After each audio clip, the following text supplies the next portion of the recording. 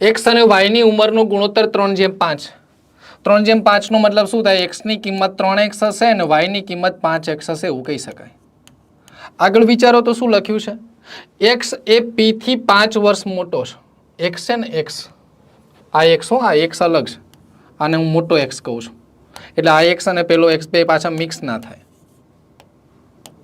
આ x છે ને એ p થી 5 વર્ષ મોટો છે.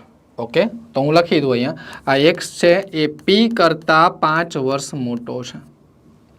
ઓકે, બીજું, x ની ઉંમર q ની ઉંમરની અડધી છે. આ x ની ઉંમર છે ને, x ની ઉંમર એ કેટલી છે? q ની ઉંમર કરતા અડધી છે. ડન. p તથા q ની ઉંમરનો સરવાળો 40 વર્ષ થાય છે. તો આમાંથી હું p ને કરતા બનાવું, આમાંથી હું p ને કરતા બનાવું તો શું થશે? x - 5 થશે કે નહીં? કોના બરાબર? p બરાબર. અને હું q બરાબર લખું તો 2x થશે કે નહીં? આવું કંઈક કરીને જોઈએ તો ખરી, કંઈક થતું હશે. જુઓ, p પ્લસ q ની ઉંમરનો સરવાળો કેટલો છે? 40. તો p ની ઉંમર કેટલી હતી? તો x - 5.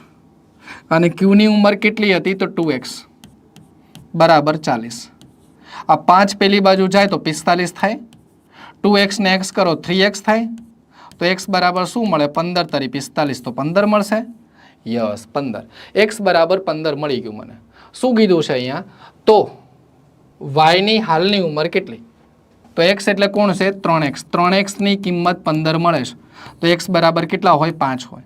અને x બરાબર 5 હોય તો y ની કિંમત કેટલી હતી? 5x. 5x એટલે 5 ગુણ્યા 5 કેટલા થઈ જશે? 25 વર્ષ. આ બધી તો માહિતી મેં લખી છે, આ ગણતરી નથી, આ તો મેં લખ્યું છે કે અંદર રકમમાં શું શું આપ્યું છે ને એ મેં લખ્યું છે. 10 વિદ્યાર્થીઓની 10 વર્ષ પહેલાની ઉંમરનો સરવાળો 10 વર્ષ હતો. તો 10 વર્ષ પછી તેમની ઉંમરનો સરવાળો કેટલો થશે?